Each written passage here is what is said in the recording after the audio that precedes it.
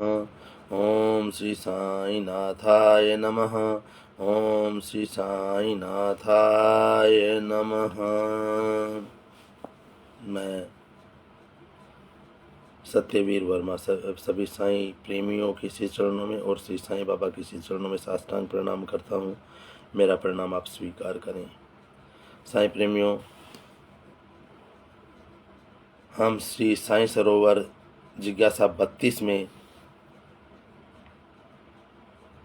हम आज जो पढ़ेंगे वो है शक्तिपात योग, जो बाबा मेघा जी को देते हैं, बाबा जी को शक्तिपात करते हैं, उसकी चर्चा होगी। और जब तक बाबा की इच्छा है पढ़ते रहेंगे। उससे पहले बाबा के श्री चरणों में प्रार्थना और बाबा के श्री मंत्रों का जाप करते हैं। ओम श्री दत्तात्रेयाय विद्महे श्री त्रिपुत्राय धीमहि तन्नो श्री दत्तः प्रचोदयात्। ओम श्री शिरडीवासाय विद्महे श्री सच्चिदानंदाय धीमहि तन्नो श्री साई प्रचोदयात्। ओम श्री मांदीवासाय विद्महे श्री सच्चिदानंदाय धीमहि तन्नो श्री बाबा कुलडानाथ महाराज प्रचोदयात्। ओम सूक्ष्म शरीराय विद्महे श्री कुलदेवताय धीमहि तन्नो श्री पितृ बाबा महाराज प्रचोदयात्। ओम नमः शिवाय। शिव जी सदा सहाय। ओम नमः शिवाय। गुरु जी सदा सहाय। जय श्री साईं, जय गुरु जी।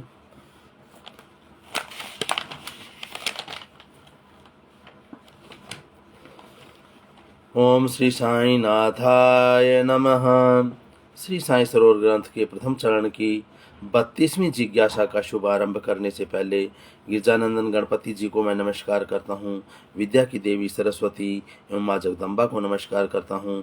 भगवान दत्तात्रेय के प्रत्येक स्वरूप को मैं नमस्कार करता हूँ। मेरे गुरु महाराज श्री बापू महाराज टाट को मैं नमस्कार करता हूँ। सच्चिदानंद सत्स्वरूप परम ब्रह्म परमात्मा श्री साईं बाबा को कोटि कोटि वंदन करते हुए उनके श्री चरणों में मस्तक झुकाकर मैं साष्टांग प्रणाम करता हूँ। आज शक्तिपात योग बाबा ने कैसे श्री मेघा जी को किया, उसके बारे में चर्चा कर रहे हैं। बाबा श्री की आज्ञा अनुसार मेघा ने गायत्री पुरस्चरण समापन किया और समापन के 3 दिन बाद पोषीवदी दूज के दिन शनिवार दिनांक 6 जनवरी 1912 के दिन दोपहर को एकाग्रचित होकर एक पैर पर खड़े होकर बाबा श्री की आरती उतार रहा था। तब मेघा भागीरथ ऋषि समान लग रहा था। मेघा जब आरती उतार रहा था तब साईं बाबा के पवित्र नेत्रों में से एक ज्योत प्रकट हुई और मेघा की आंखों में वो ज्योत समा गई। बाबा श्री की इस दिव्य ज्योत के दर्शन करने वाले भक्त धन्य हैं। जिन भक्तों को इस दिव्य ज्योत के दर्शन हुए, मैं उन सभी भक्तों के चरण में शीश झुकाता हूँ। इस दिव्य ज्योत के दर्शन तो देवों को भी दुर्लभ हैं। ऐसे दुर्लभ दर्शन का लाभ बाला साहेब भाटे, माधवराव देश पांडे, गणेश राव खापर्डे, काका साहेब दीक्षित, उपासनी महाराज, नरसोबावाड़ी के ज्योतिष महाराज, भीष्म,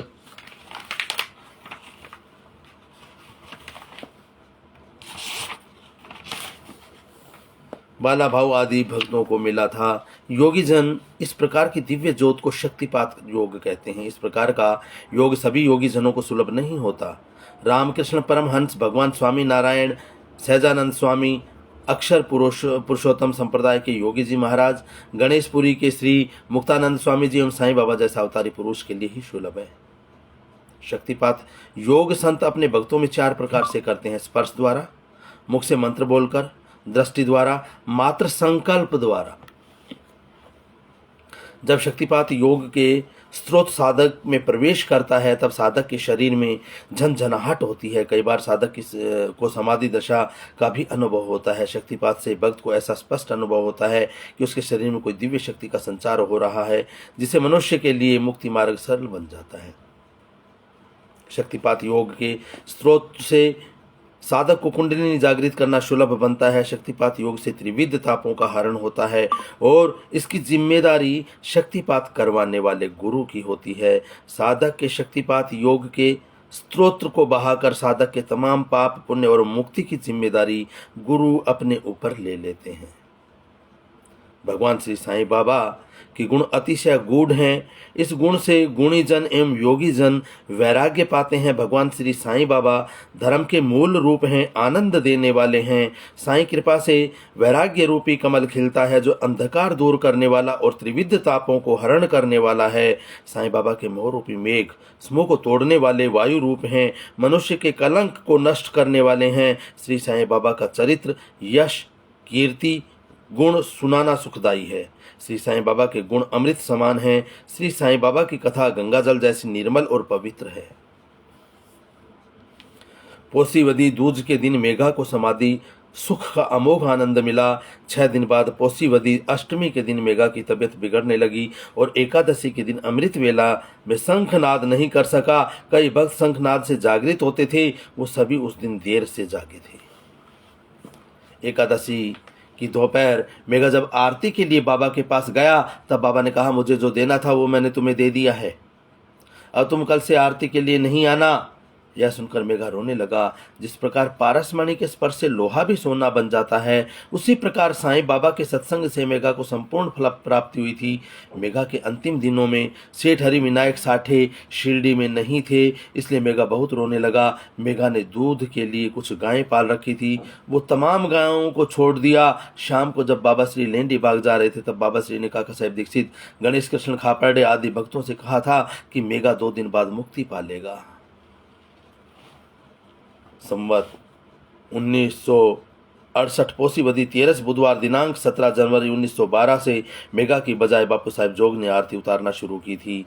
साईं बाबा अगुण, अरूप, अलक्ष्य और जन्म मरण रहित हैं। बाबा तो माया श्री बाबा श्री की दासी हैं। मोह साईं बाबा की छाया को भी स्पर्श नहीं कर सकता। फिर भी भक्तों के प्रेम को के वश होकर साईं बाबा को भी मोहवश होना पड़े, वैसा प्रसंग भी आया था। दिनांक 18 जनवरी को रामचंद्र पाटिल के 13वें के दिन शाद निर्मित तर्पण भोजन का कार्यक्रम रखा था। तब बाबा श्री सुबह से ही बहुत उदास लग रहे थे। साईं बाबा का मुखारविंद आवेश भरा लग रहा था। रात्रि को चावड़ी का समारोह निकलेगा या नहीं, इसकी चिंता सभी को हो रही थी। फिर भी भक्तों ने समय सूचकता को देखकर चावड़ी समारोह निकाला। उस वक्त बाबा श्री ने कहा, मेघा आज रात्रि को मुक्ति पा लेगा।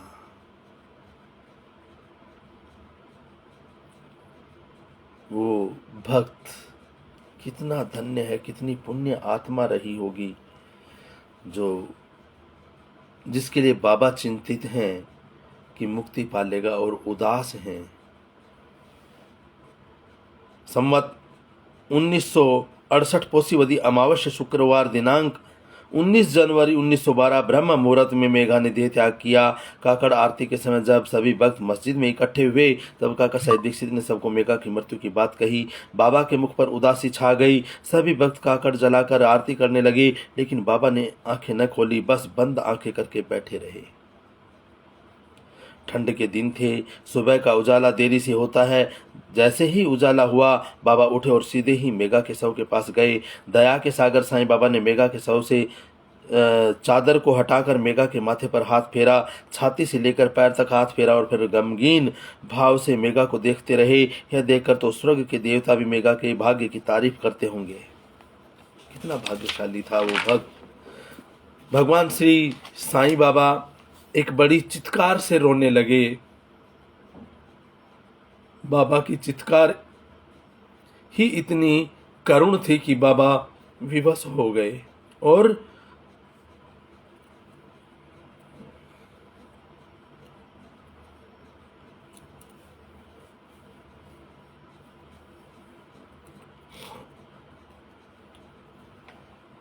सब दीक्षित काका के वाड़े में इकट्ठे हो गए।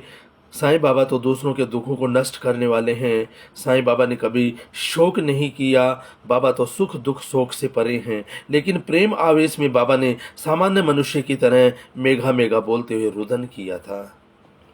क्योंकि जैसा भक्त मेघा था, एक निष्ठ भगत, एक पैर पे खड़े होकर बाबा की आरती करता था, पूर्णतया समर्पण था और बाबा को शिव रूप, त्र्यंबकेश्वर रूप में देखता था। ओम नमः शिवाय का जाप करता था, गायत्री का जाप करता था। शिव ही साईं है, साईं ही शिव है, ऐसा उसके मन में विचार था। और आज वो बाबा के श्री चरणों से दूर हो गया, भौतिक रूप से। बाबा में तो वो समा गया, बाबा ने तो उसको शक्तिपात कर दिया, अपनी आंखों से उसे दिव्य ज्योत दे दी, दिव्य दृष्टि दे दी कि अब ब्रह्मांड को तू देख सकता है, मेरे अंदर भी देख सकता है और तेरे अंदर भी देख सकता है, मैं तेरे को दिव्य ज्ञान, दिव्य दृष्टि दे रहा हूं। परंतु उससे, उस दिव्य दृष्टि का, उस दिव्य ज्ञान का वो कुछ दिन ही आनंद ले पाए, उस समाधि का, क्योंकि उसके बाद उन्होंने अपना शरीर, ये भौतिक शरीर को त्याग दिया।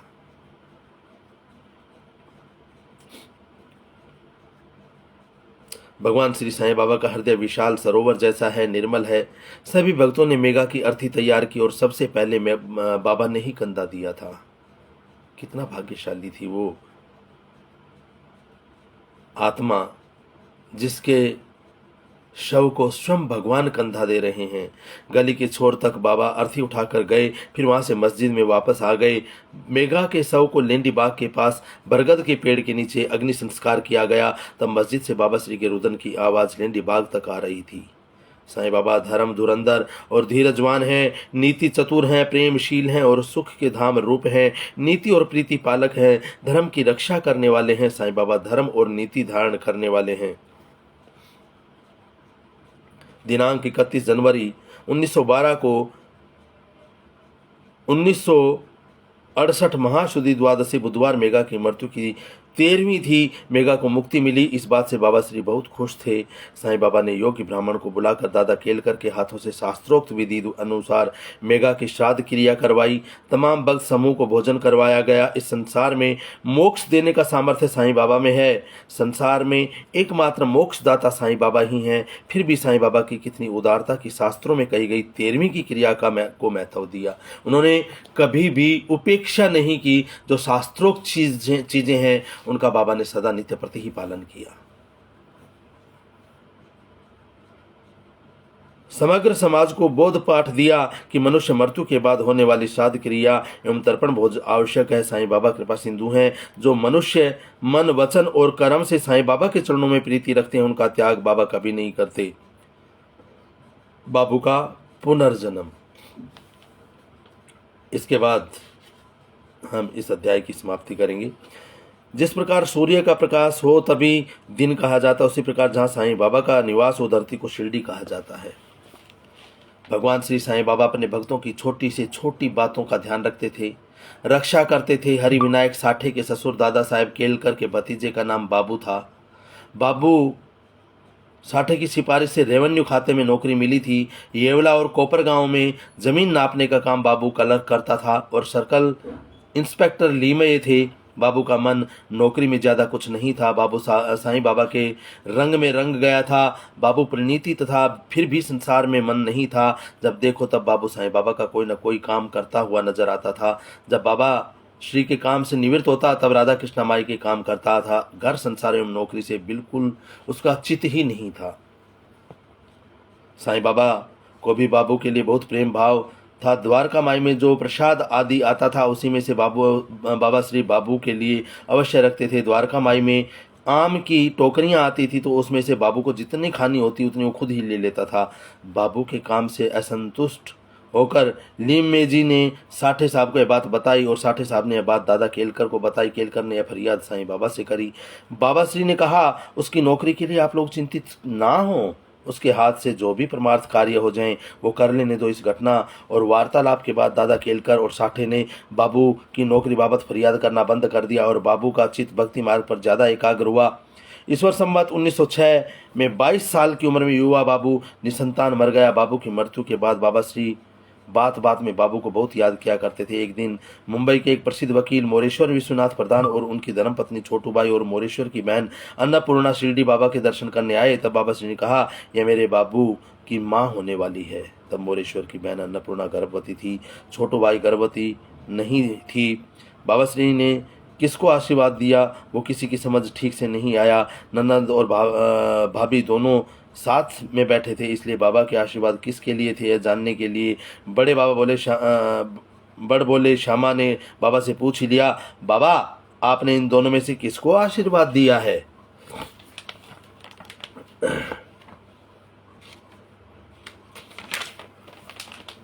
बाबा श्री ने मोरेश्वर प्रधान की पत्नी छोटू बाई की तरफ इशारा किया और कहा, यही मेरे बाबू की मां बनने वाली है। इस घटना के बाद मोरेश्वर प्रधान की पत्नी छोटूबाई गर्भवती हुई और 1 वर्ष में उनके वहां बेटे का जन्म हुआ। जब छोटूबाई को प्रसूति की पीड़ा हो रही थी तब शिरडी में साईं बाबा ने कहा कि आज तो मुझे प्रसूति की पीड़ा हो रही है, ऐसा लगता है कि जुड़वा बच्चे होंगे, जिसमें से एक तो मर जाएगा। 2 महीने बाद छोटूबाई बच्चे को लेकर बाबा के आशीर्वाद लेने आई। तब साईं बाबा की लीला की यह बात सभी भक्तों को समझ में आई।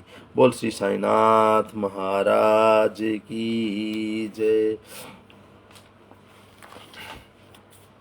आरती साईं बाबा सुख दातार जीवा, चरणा रजतली द्यावा दासा विसावा, भक्ता विसावा। आरती साईं बाबा जाळुनिया नंग, सवसरूपी राहे दंग, मुमुक्षा जन दावी, निज डोळा श्रीरंग, डोळा श्रीरंग। आरती साईं बाबा जया मनी जैसा भाव, तया तैसा अनुभव, दाविशी दया घना, ऐसी तुझी ही माव, तुझी ही माव। आरती साईं बाबा तुमचे नाम ध्याता, अरे संश्रुती व्यथा, अगाध तव करणी, मार्ग दाविशिया नाथा, दाविशिया नाथा। आरती साईं बाबा कलयुगी अवतार, सगुण ब्रह्म संचार, अवतीर्ण झाला से स्वामी दत्त दिगंबर, दत्त दिगंबर।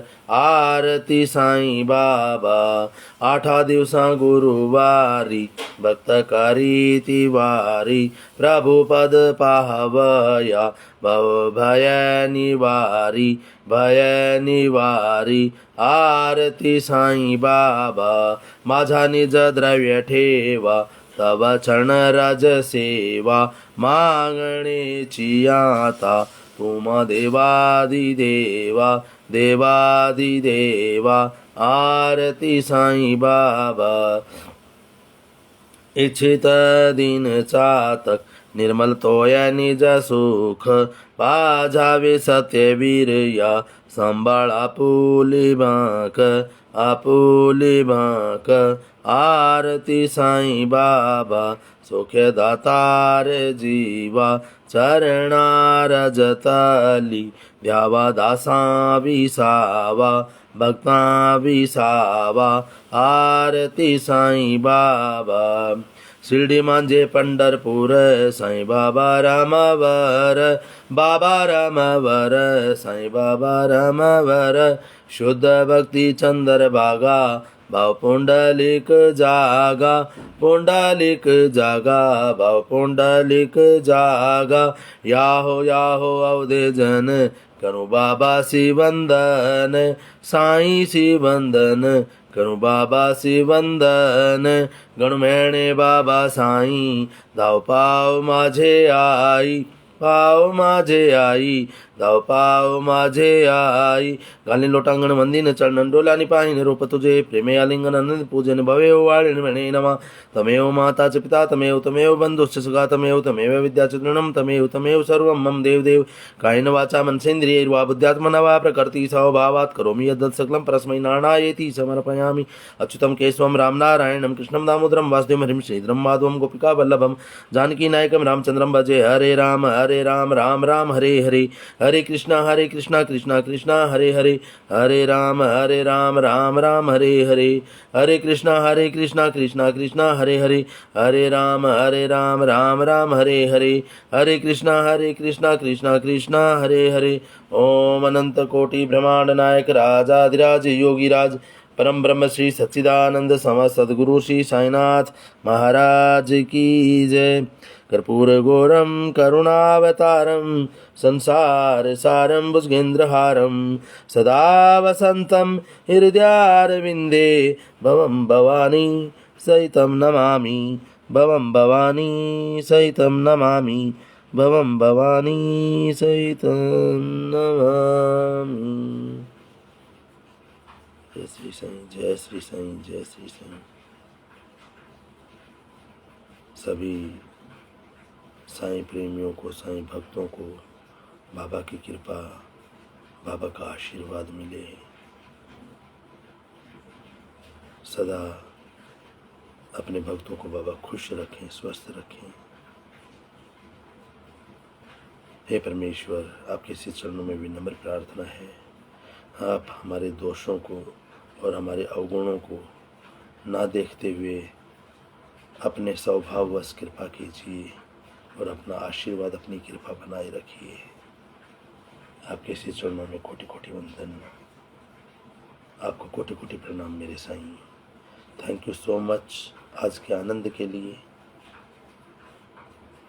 आज के स्वास्थ्य के लिए। हम उन करोड़ों लोगों से बहुत सुखमय हैं, सुखी जीवन व्यतीत कर रहे हैं। हे प्रभु, ये आपकी अनंत कृपाएं हैं। आपके से चरणों में कोटि कोटि धन्यवाद, शुक्राना आपका। जय श्री साईं, जय श्री साईं प्रेमियों, शुक्राना आपका।